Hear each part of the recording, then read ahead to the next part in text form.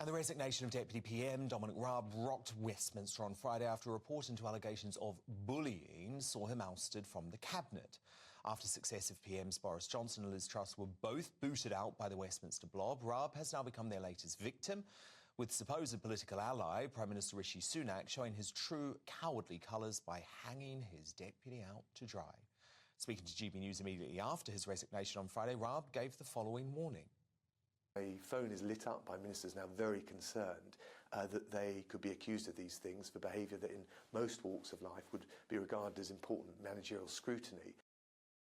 Considering these complaints included accusations as flimsy as pointing his finger at junior employees and interrupting colleagues' sentences, perhaps to ensure the important managerial scrutiny we'd expect from our country's political leaders, it's no wonder other government ministers are now fearing they could be next.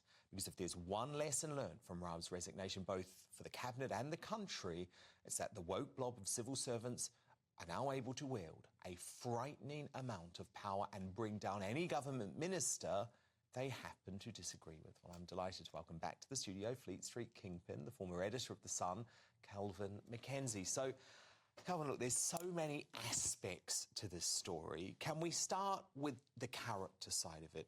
Wasn't it important here for Rishi Sunak not just to stand by his closest ally, you know, the bloke who was by his side when he was being thrashed last summer by Liz Truss, but also to say to the civil servant, I'm not a pushover. Yes, now that, to my mind, it was quite wrong that he allowed... He basically said to Raab, I'm sorry, I can't do anything for you. Yeah. You're going to have to resign. By the way, I may bring you back at some juncture. I doubt that.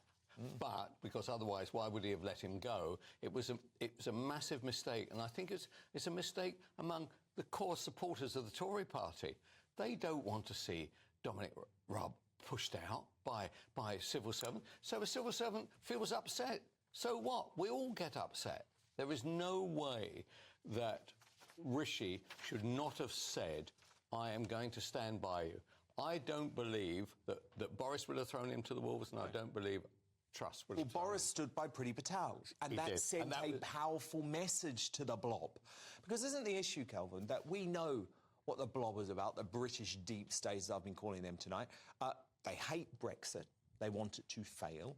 They want to undermine it at every point. They hate the right. They hate the right, absolutely. But also, what was Raab about to do? He was about to go to battle with the ECHR to help Suella stop the votes. Well, that's significant. Look, that's one of the reasons they hated him. Yeah, I'm sure he's not a comfortable character. I'm sure there are aspects to him that don't make him very attractive at a dinner party. He's not there for that. He is there to push through an agenda, a conservative agenda, and that's what civil servants don't like.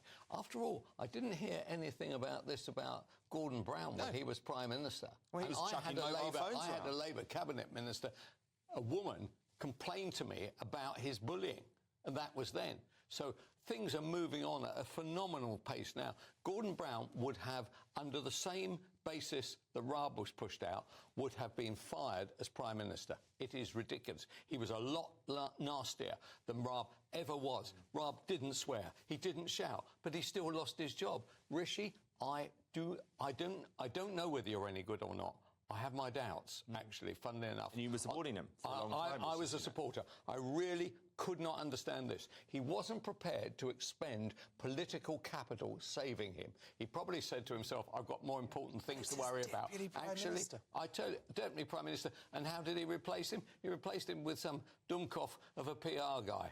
Honestly, I'm really beginning to have a question mark about Rishi. I want him to do something which says to Conservatives, we support you. Well, you know what's going to happen to you soon. You're going to be joining the BBB movement. Which one? Bring back Boris. That's where you're going to be at soon, mark my words, because Boris is what we need right now. Look, Kelvin, can we talk a bit about the snowflake culture there? Because, look, you were probably the most notorious Fleet Street editor. Thank you. You were notorious for your robust management style. Yet now, in government, when actually surely we should have the toughest treatment of civil servants because they have a tough job. They've got to save the country from lots of threats. Actually being so snowflakey, acting like such woke wastrels that they're complaining even if they're stared at the wrong way. Well, that is true, but one thing has changed in my time is that being an employee is actually a very powerful position, and being an employer is quite a weak position. You have to sell your company to that person, whereas it used to be that person used to have to sell to you. So that's where the real problem has arisen. We haven't got enough people. We're not producing enough children. I'm afraid, actually, now this is even worse, that one day we may be very grateful those people coming on boats and landing at Dover because there is work to be done. Okay. So that is the reason why the power shift. We need our birthright to go. But look, I want to actually talk about that because you're very angry, aren't you, that there's going to be some dilution of the illegal migration bill, which looks like means we, as taxpayers, will now be funding the appeals of asylum seekers. Yeah, shocking. In other words, illegal migrants are going to get money from us. They will be able to use legal aid, our money, right? Just put the words "our money" instead of legal aid, to actually stop themselves being deported. And the reason for this was that Braverman threw this bone to a load of liberals on the left wing of the Tory party. I want them all named. I want them all named. I guarantee to you that when local constituents, local voters find out who they are, they will vote them out at the next election, and they should vote them out. This is a very, very serious betrayal. Our country is very worried about 150,000, 20,000, 50,000, however many coming to our shores. And yet now we're saying, oh, welcome here. Oh, by the way, here's 50 quid. Here's £5,000. Hire as many lawyers as you like. Can you imagine the lawyers? Honestly, the cost will be phenomenal. Even worse than that, there'll be delay. It'll make its way up to the Supreme Court.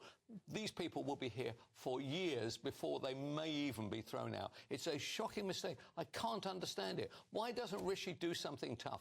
Just simply say, we're not going to do that. Vote down the bill. Vote down my bill. Vote down my bill, and then we can go to the country and say, we tried to stop this. Labour and a load of left-wing Tories decided to stop it. It's a shocking, shocking decision. Couldn't agree more. Very well put, Kelvin MacKenzie. Thank you so much. I'll see you later in the week.